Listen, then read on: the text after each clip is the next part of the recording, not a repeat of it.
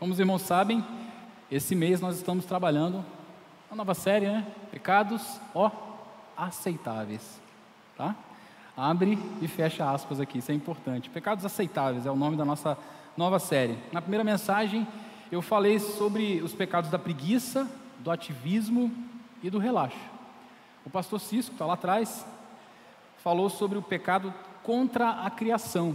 Se você ainda não assistiu alguma dessas mensagens, eu quero te convidar, não agora, mas depois, ir lá no nosso canal no YouTube, você digita lá que você vai achar não só essa, como outras mensagens, não só a minha do pastor Cisco, mas do pastor Flávio, do Dodô e outras, né? Está tudo lá gravado. Inclusive, nosso querido Rodrigo tem feito um trabalho excelente de organização, né? Cortando as mensagens, o que facilita quando você quer assistir uma mensagem específica e também compartilhar. Às vezes tem uma mensagem que você acha legal, é bacana você já ter ali o vídeo cortadinho, certinho, para mandar para alguém. E nós incentivamos que vocês façam isso. Então, falamos na primeira mensagem sobre o pecado da preguiça, do ativismo e do relaxo. O pastor Cício depois falou do pecado contra a criação. E hoje daremos continuidade falando sobre mais 3 pecados que muitas vezes são socialmente aceitáveis, mas que a Bíblia condena. Ou seja, pecados aceitáveis. Certo? E a nossa intenção com essa série é meditar na palavra de Deus e também nos proporcionar uma visão melhor da vida, em suas pequenas coisas. Existe um famoso provérbio, que eu acredito que os irmãos aqui já ouviram, que diz que o diabo mora nos detalhes. Quem já ouviu essa frase? O diabo mora nos detalhes. A ideia dessa frase é que a maioria das coisas que a princípio nos parecem ser insignificantes, no final são muito perigosas. E parafraseando esse provérbio, nós poderíamos dizer que os pecados aceitáveis moram nos detalhes. Ou seja, são coisas que fazemos ou deixamos de fazer muitas vezes, que não damos a devida atenção, mas que são pecados condenados pelas Escrituras. Provérbios... Opa, você botou acho que o slide errado, Dedé. É o outro slide. É o outro slide aí, tá? Vamos lá, enquanto ele tenta achar lá, não sei se vai conseguir botar aqui, depois eu peço para ele ir exibindo. Provérbios 14:16 diz o seguinte: o sábio é cauteloso e evita o mal, mas o tolo é impetuoso e irresponsável. Eu acredito aqui que ninguém em sã consciência quer ser tolo. Alguém aqui quer ser tolo? Vou abaixar a mão aqui porque eu não quero ser tolo não. Ninguém em sã consciência quer ser tolo. Todos nós queremos ser sábios.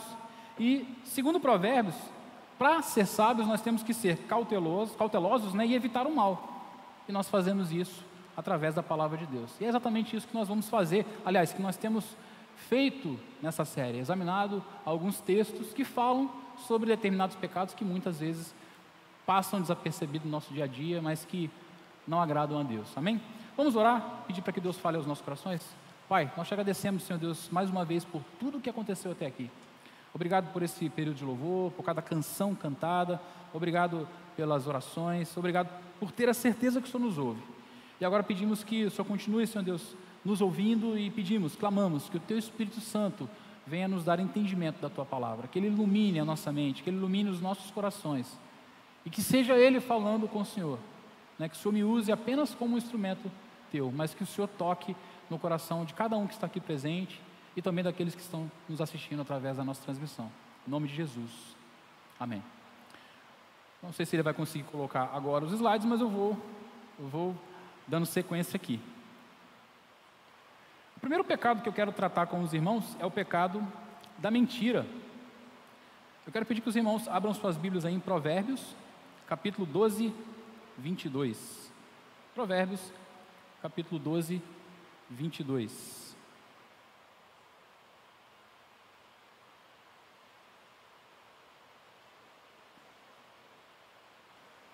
Deixa eu só mudar a versão aqui, porque... Provérbios capítulo 12, 22 vai dizer o seguinte: o Senhor odeia os lábios mentirosos, mas se deleita com os que falam a verdade. A mentira, irmãos, não é algo novo. Pelo contrário, ela é muito antiga. Ela surgiu bem cedo na história da humanidade. Ela surgiu mais especificamente no Éden com Satanás. Foi ele quem disse a primeira mentira que é registrada na história da humanidade e a primeira mentira registrada na Bíblia, na palavra de Deus. primeira coisa que o diabo faz é aumentar aquilo que Deus disse. Quando a gente volta lá em Gênesis capítulo 2, a gente vai ver Deus falando com Adão, após colocar ele no Éden, e dizendo que de toda a árvore que havia no jardim ele poderia comer, com exceção de uma, a árvore do conhecimento do bem e do mal. E Deus disse que no dia em que Adão comesse daquela árvore, ele certamente morreria. Foi isso que Deus disse para Adão. Quando nós vamos para o capítulo 3 de Gênesis, nós vemos Satanás, a serpente, conversando com Eva, e nessa conversa ele questiona isso, ele aumenta aquilo que Deus disse. Ele pergunta a Eva, parafraseando mais ou menos assim: Eva, Deus disse mesmo que vocês não podem comer de nenhuma árvore que está no jardim? E Eva então responde: não é bem assim, ele disse que nós podemos comer de todas as árvores do jardim, com exceção da árvore do conhecimento do bem e do mal. Essa a gente não pode nem tocar. Eva também aumentou um pouquinho, ela botou essa parte que não está no texto, quando Deus fala com Adão. E no final, o diabo, além de aumentar aquilo que Deus disse, ele fala uma mentira, ele fala: certamente não morrerão, né? O que Deus quis dizer ali foi outra coisa. Claro que eu estou parafraseando, essa é uma versão, né, feita por mim mesmo, estou parafraseando o que está no texto, mas se você voltar lá e ler, você vai encontrar exatamente isso. Ou seja, os nossos primeiros pais caíram em pecado justamente por acreditarem nas mentiras proferidas por aquele que é chamado por Jesus de o pai da mentira, conforme nós vamos encontrar lá em João capítulo 8, verso 44. Só esse fato, irmãos, já seria, ou deveria ser, né, o suficiente para gerar em nós um asco da mentira. Mas infelizmente não é o que acontece muitas vezes. Só que a mentira é algo tão sério para Deus, que como nós vimos aqui no texto, obrigado, como nós vimos aqui no texto, isso, Deus odeia os lábios do mentiroso. Deus não gosta de mentira de jeito algum. Algumas versões desse texto, outras traduções, inclusive vão dizer o seguinte: os lábios mentirosos são abomináveis. E outras passagens das Escrituras vão seguir esse mesmo tom, vão condenar a mentira com todas as forças. Provérbios 6, 16 e 17 diz que há 6 coisas que o Senhor odeia, 7 coisas que Ele detesta. E vem uma lista, no final dessa lista vai incluir a língua mentirosa. Salmo 101, 7 diz que o mentiroso não permanece na presença do Senhor. João 8, 44, a gente vai ver Jesus se referindo àqueles que mentem como filhos do diabo. E por fim, em Apocalipse 22, versos 14 e 15, diz que os que amam e praticam a mentira ficarão fora da cidade santa, ficarão fora da Nova Jerusalém, e não terão direito à árvore da vida. E um detalhe, que o texto coloca o mentiroso ao lado dos feiticeiros, ao lado dos assassinos, ao lado dos idólatras e até daqueles que cometem imoralidades sexuais. E por que eu estou chamando a sua atenção para esse pequeno detalhe? Porque muitas vezes a gente faz uma escala de pecados. Então alguns pecados geralmente para nós são piores. Eu falei isso na minha primeira mensagem. Alguns são piores do que outros. Mas aqui no texto, o mentiroso está do lado do feiticeiro, do lado do assassino, do lado do idólatra e do lado daquele que comete pecado de imoralidade, mostrando que a mentira é algo sério para Deus, não é um pecadinho como muitos vão imaginar. E existe aqui na Bíblia uma grande quantidade de outros textos que nós poderíamos citar, nós poderíamos trazer e ler aqui, mas eu acredito que esses que eu citei já sejam mais do que o suficiente para comprovar que a mentira não deve fazer parte da vida dos filhos de Deus. Assim como diz o Salmo 119, verso 163, como cristãos, nós devemos odiar e detestar a mentira. Se tem algo que você pode odiar, que você pode detestar, segundo a palavra de Deus, segundo esse salmo, é a mentira. Lá fala que nós devemos odiar, que nós devemos detestar a mentira. Ou seja, porque é algo que não pode fazer parte do nosso dia a dia. O Novo Testamento deixa isso claro. E ele vai falar que o nosso compromisso é com a verdade, nunca com a mentira. De acordo com o apóstolo Paulo, a mentira ela é uma roupa do velho homem. Efésios 4, 22 a 25 vai dizer: quanto à antiga maneira de viver, vocês foram ensinados a despir-se do velho homem que se corrompe por desejos enganosos, a serem renovados no modo de pensar e a revestir-se do novo homem, criado para ser semelhante a Deus em justiça e em santidade provenientes da verdade. Portanto, cada um de vocês deve abandonar a mentira e falar a verdade ao seu próximo, pois todos somos membros de um mesmo corpo. Eu gosto muito do apóstolo Paulo, porque quando ele escreve, ele cria umas imagens mentais, né? Ele fala de uma maneira que quem tem a imaginação fértil como eu, fica imaginando a cena, né? Ele fala de tirar uma roupa, ele fala que em Cristo nós nos despimos do homem antigo e nos vestimos do novo, né? Então, é uma imagem mental muito legal que nos ajuda a entender, e através dessa imagem mental, Paulo enfatiza que o cristão deve se comportar de maneira diferente, exatamente porque ele se despiu das roupas antigas e se revestiu com novas vestes. E aqui eu quero chamar a sua atenção para alguns pontos interessantes nesse texto. Em primeiro lugar, Paulo fala que devemos nos despir do velho homem. Quando você chega em casa cansado do trabalho, a primeira coisa que você faz é o quê? Tirar a roupa, para tomar um banho, para descansar, não é? E há uma intencionalidade nesse ato. Não adianta você sentar no sofá da sua sala ou na cama no seu quarto e esperar que a roupa saia sozinha. Você é que intencionalmente tem que tirar cada peça. Paulo fala exatamente disso. Ele fala que nós devemos nos despir do velho homem. Em segundo lugar, Paulo fala que devemos renovar o nosso modo de pensar. Ou seja, a mentira no mundo, ela é amplamente aceita e muitas vezes até justificada. Muitos vão falar que, não, mas é uma mentirinha boba, que pode salvar a vida, que pode salvar o momento ali, que pode te livrar de uma situação de perigo. Mas Paulo fala que nós devemos renovar o nosso modo de pensar. Então não podemos mais pensar como pensávamos no mundo. Em terceiro lugar, Paulo fala que devemos nos revestir do novo homem. Mais uma vez ele mostra um ato intencional. Eu devo querer, quando estou em Cristo, me revestir do novo homem. Eu devo buscar isso. Em quarto lugar, Paulo fala que devemos abandonar a mentira e falar a verdade. E finaliza dizendo a razão de tudo isso. Ele diz no finalzinho do verso 25, todos somos membros de um mesmo corpo. E o que isso significa para nós? Isso significa que quando mentimos para o nosso próximo, estamos mentindo para nós mesmos, já que estamos ligados ao mesmo corpo. Então, quando eu minto para o meu irmão, quando eu minto para o meu próximo, eu estou mentindo para mim, e vice-versa. Então, é algo que nós devemos nos atentar também. O segundo pecado aceitável, muitas vezes em nosso dia a dia, é o pecado da fofoca. Acompanhe comigo aqui a leitura. Tiago 1,26 diz: se alguém se considera religioso, mas não refreia a sua língua, engana-se a si mesmo. Sua religião não tem valor algum. Outro pecado, então, aceitável, muito comum, é o pecado da fofoca. Talvez esse seja o pecado mais aceitável socialmente falando.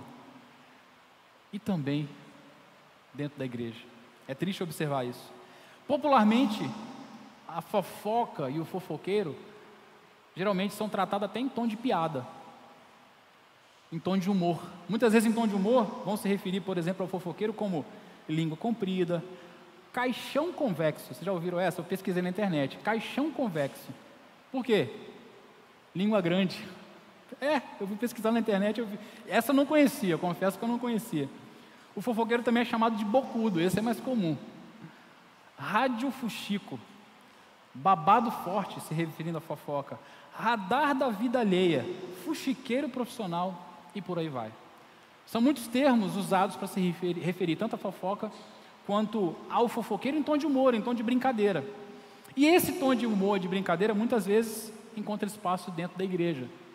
E o problema disso é que a gente vai se acostumando com a fofoca. Ela vai cada vez mais ganhando espaço e a gente vai permitindo que ela entre e faça parte do nosso dia a dia aos poucos. Alguns, inclusive, dizem que crente não fofoca. Crente compartilha motivo de oração. Fica sabendo de alguma coisa do irmão lá e fala assim: tem um pedido de oração aqui, o irmão José está passando maior dificuldade lá no casamento dele, porque ele... Aí fala, ele cometeu adultério. A irmã Maria, filho dela, roubou, vamos orar por ela. Então, coloca como se estivesse fazendo um pedido de oração. Aí muitos vão dizer exatamente isso. Crente não fofoca, crente compartilha motivo de oração. Mas a verdade, querido, é que a fofoca é descrita como um pecado grave na Bíblia.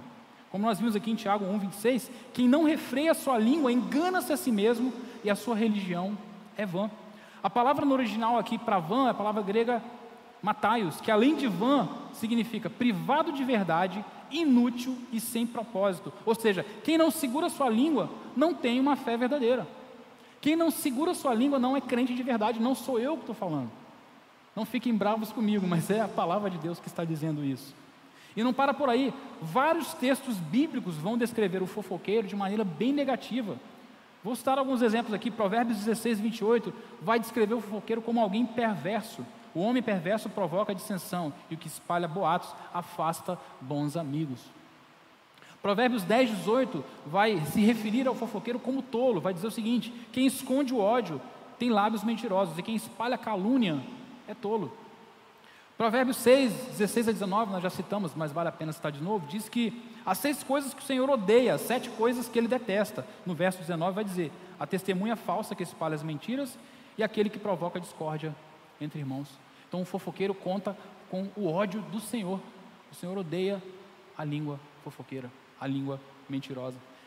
Isso vale tanto para quem espalha, para quem fala, quanto para quem ouve. Provérbios 18, 8 vai dizer: as palavras do caluniador são como petiscos deliciosos, descem até o íntimo do homem. Né? Nós temos que dar atenção a isso. Isso é tão sério que Tiago, no capítulo 3, ele vai usar, na sua carta, ele vai usar 13 versículos só para falar do poder da língua. Veja bem, 13 versículos só falando do poder da língua. E sobre o mal que a língua pode causar quando ela não é bem usada. No verso 11 ele diz que da mesma fonte não pode jorrar bênção e maldição. Então nós não podemos usar a mesma língua para falar mal de alguém e para depois abençoar. É isso que Tiago fala. Mais à frente no capítulo 4, também no verso 11, ele vai dizer o seguinte: irmãos, não falem mal um dos outros. Quem fala contra o seu irmão ou julga o seu irmão faz isso contra a lei e julga a própria lei. Quando você julga a lei, não está cumprindo, mas está agindo como juiz. Aí no verso 12, ele vai dizer que quem faz isso, está se colocando no lugar de Cristo, porque Cristo é o único santo e poderoso juiz. Então quando eu falo mal do meu irmão, eu estou julgando a lei, estou me colocando no lugar de Cristo. É forte. Isso mostra o quanto a Bíblia trata a fofoca como algo sério. E a fofoca ela traz consigo muitos perigos. Em primeiro lugar, ela pode arruinar a reputação de uma pessoa. Quantas pessoas já tiveram a sua reputação arruinada por causa de uma fofoca? Independente dela ser verdadeira ou não. A fofoca pode destruir relações. Quantas relações também foram arruinadas? Relações de amizades, que muitas vezes por conta de uma fofoca, hoje não existem mais. A fofoca pode levar uma pessoa à ira, pode muitas vezes levar uma pessoa a se irar por conta de uma fofoca. A fofoca cria um ambiente tóxico. Gente, não tem coisa pior do que viver num ambiente permeado de fofoca, onde você tem que ficar pisando em ovos, porque você não sabe o que é verdade e o que é mentira, onde você não sabe em quem pode confiar.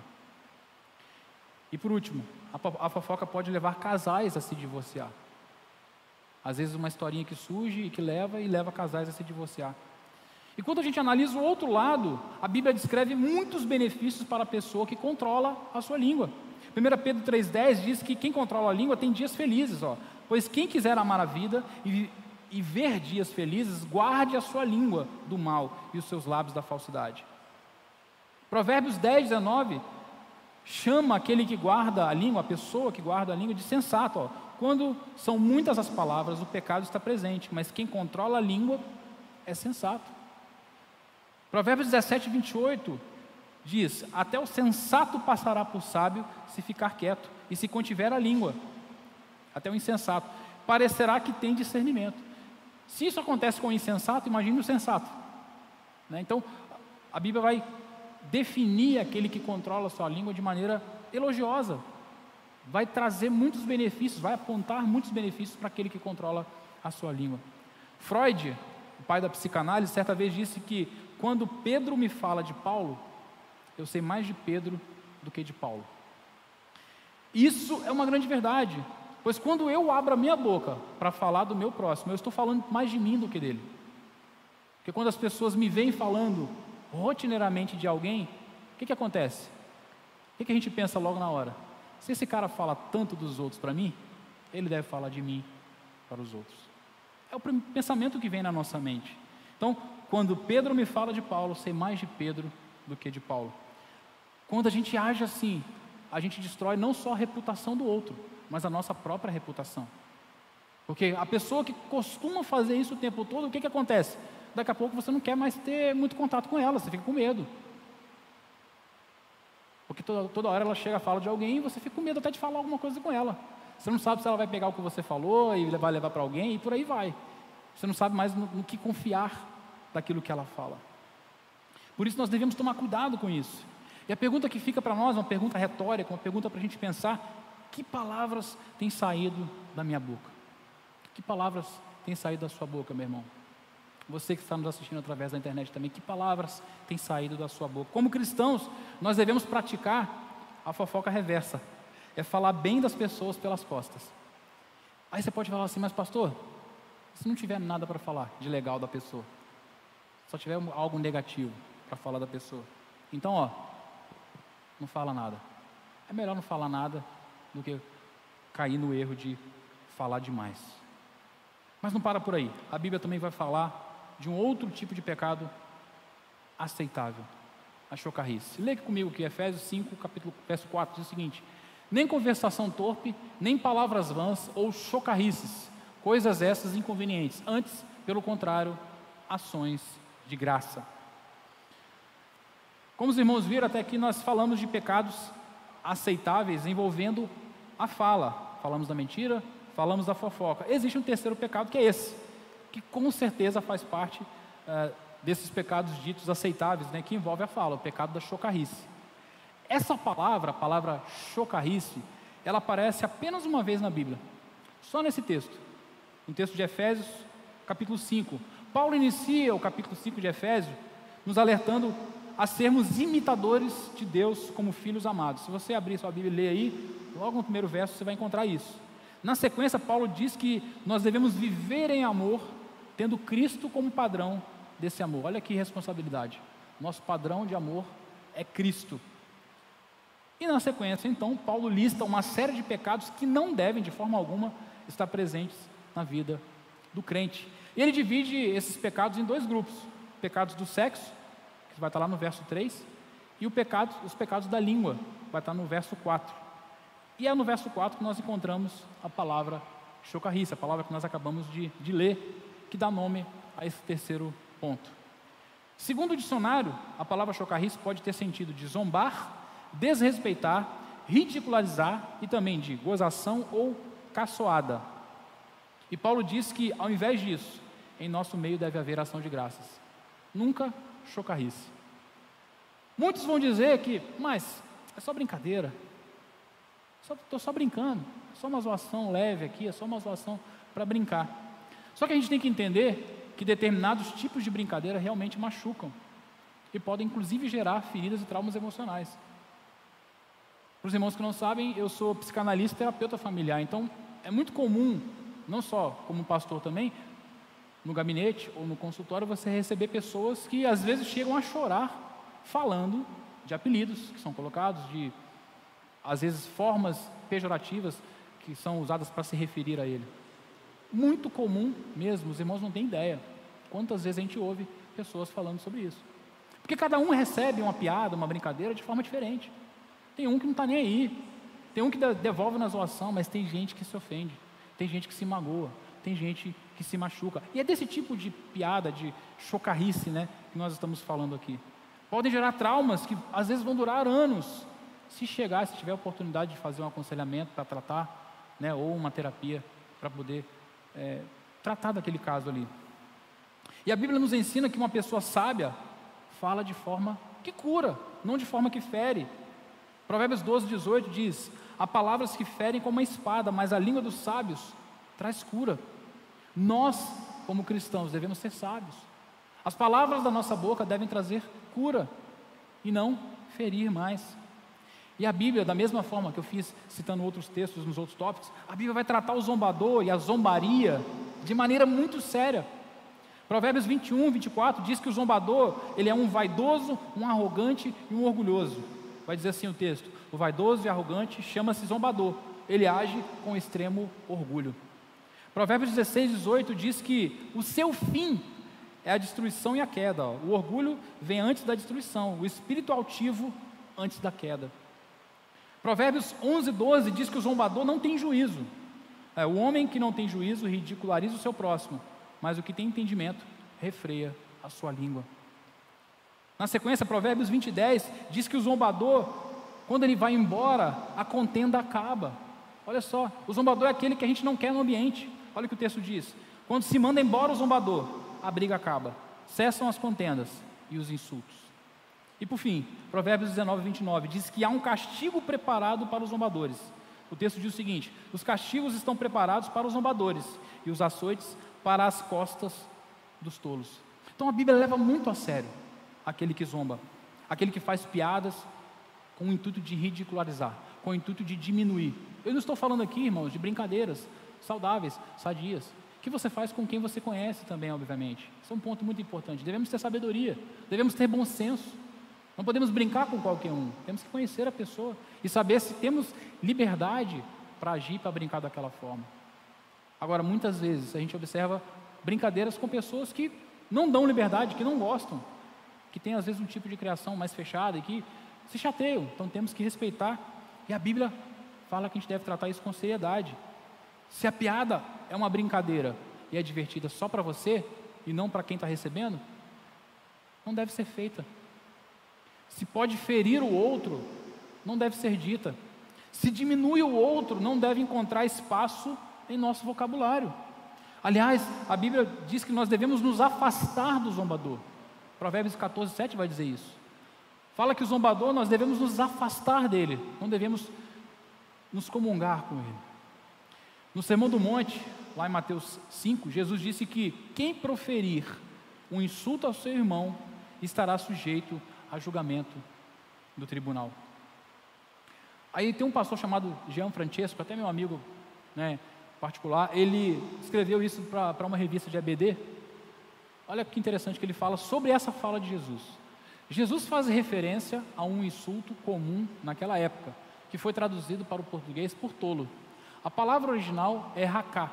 Essa expressão traduz todo o espírito do insulto, pois significa dizer que o outro é um nada. Pare e pense e analise se todos os palavrões de hoje em dia não se baseiam nessa intenção, dizer que o outro não vale nada. Sem dúvida isso se encaixa no que é conhecido como bullying, isto é, qualquer ato de violência física ou psicológica, intencional e repetido por uma ou mais pessoas, gerando dor e sofrimento em outra pessoa. Então, quando eu faço isso, mesmo que seja uma intenção de apenas brincar, mas a pessoa não gosta, aquilo gera dor, aquilo gera sofrimento, a pessoa não gosta, eu estou indo contra a Bíblia, eu estou indo contra a palavra de Deus. A palavra de Deus leva muito a sério isso, e nós também temos que levar. E para concluir, 1 Coríntios 10:31 diz que nós devemos fazer tudo para a glória de Deus. Paulo vai dizer: assim, quer vocês comam, bebam ou façam qualquer outra coisa, façam tudo para a glória de Deus. Irmãos, se Paulo nos adverte a fazer tudo para a glória de Deus, e fala de coisas triviais do dia a dia, fala de comer e de beber, ou seja, se a nossa alimentação também deve ser usada para glorificar a Deus, quem dirá a nossa forma de falar? Quem dirá o nosso comportamento através daquilo que nós falamos, que nós dizemos às pessoas? Devemos vigiar isso também. Baseado nisso, todos nós podemos fazer algumas perguntas importantes que eu quero compartilhar com os irmãos, perguntas retóricas também. Tenho glorificado a Deus com as minhas palavras e conversas? Quero que você pense sobre isso, responda para você mesmo. Você tem glorificado a Deus com as suas palavras? Você tem glorificado a Deus com as suas conversas? Você tem zelado pela boa reputação das pessoas? Você tem dominado a sua língua ou é ela que tem te dominado? E em 2 salmos, Davi nos ensina como deve ser a nossa postura quanto a isso. O primeiro salmo é o Salmo 39:1, que diz: guardarei os meus caminhos para não pecar com a minha língua, guardarei a boca com um freio, enquanto o ímpio estiver diante de mim. Temos que ter essa intencionalidade de buscar guardar a nossa língua, de vigiar a nossa fala. Mas não é apenas esse salmo. Davi em outro salmo vai nos ensinar algo também acerca disso. O Salmo 141:3 ele diz: Põe, ó Senhor, uma guarda à minha boca, guarda a porta dos meus lábios. Davi tinha consciência do quanto é difícil para nós fazer isso. Muitas vezes fazemos sem pensar mesmo, mas devemos nos atentar nisso. Eu quero te convidar a se colocar de pé para que a gente possa orar acerca disso. Eu tenho o entendimento de que toda vez que nós ouvimos a palavra de Deus, ela deve gerar algo em nós, deve gerar algo em nossos corações, porque senão a gente acostuma a ouvir a palavra de Deus e virar as costas e ir embora como se nada tivesse acontecido. É o que a gente costuma falar, né? Entrou por aqui, saiu por aqui. Então eu quero te convidar a fechar os seus olhos. Eu costumo sempre fazer isso, quero fazer isso mais uma vez. Feche os seus olhos. E se tem algo dessa mensagem que tocou seu coração, coloque isso diante de Deus. Coloque isso num tom de arrependimento e fale: Senhor, eu me arrependo por isso. Senhor, eu me arrependo porque, sei lá, muitas vezes, Pai, eu falto com a verdade. Muitas vezes eu falo coisas que não deveriam. Muitas vezes eu ofendo as pessoas. Muitas vezes eu zombo das pessoas. Então coloca para Deus aí algo que de repente o Espírito Santo te incomodou enquanto nós falávamos aqui, e faz um concerto com o Senhor. Coloque isso diante dele e faça um voto para ele: Senhor, eu quero sair daqui diferente. Prometo que eu vou lutar contra isso. Amém? Eu vou orar por mim, porque eu também sou ser humano como cada um de nós aqui, e também passível de cair em cada um desses pecados. Aliás, como eu falei aqui, esses pecados nos igualam, porque todos nós cometemos esses pequenos, entre aspas, pecados. Então vou orar por mim e por cada um de nós aqui, e eu peço que você faça isso daí também. Na sequência estarei fazendo, a bênção pastoral. Senhor Deus, obrigado, Deus, pela Tua palavra. Obrigado pelo privilégio de poder refletir nela e de contar com a ação do Teu Espírito Santo no sentido de nos iluminar, de nos dar entendimento. Que o Teu Espírito Santo incomode nossos corações e nos faça entender, Pai, onde nós temos errado. Às vezes são coisas pequenas que passam desapercebidas do nosso dia a dia, mas são coisas que incomodam, Senhor, que não Te agradam e que estão lá na Tua palavra e que nós muitas vezes ignoramos. Nos ajude, gere em nós, Pai, o querer e o efetuar segundo a Tua boa vontade. Que o Teu Espírito Santo venha nos dar discernimento, que o Teu Espírito Santo gere em nós o desejo de Te agradar, o desejo de Te buscar e de corrigir, Senhor Deus, aquilo que não Te agrada. Que Ele nos capacite, a cada um de nós aqui, a Te buscar cada vez mais, e a lutar contra a mentira, a lutar contra a fofoca, a lutar contra a chocarrice, e a ter um comportamento diferente, um comportamento que condiz com aqueles que são cristãos, com aqueles que, assim como disse Paulo em Efésios, trocaram de vestes, trocaram de roupas, e que hoje estão vestidos com roupas novas. Faça isso, Senhor Deus, por nós, porque nós, sozinhos nós não temos capacidade para isso. Na certeza que o Senhor nos ouve, eu Te agradeço, Pai. E agora, que a graça soberana de Jesus, que o amor de Deus, nosso Pai, e as doces consolações do Espírito Santo de Deus, seja com essa igreja, com toda a igreja de Cristo, hoje e sempre. Amém.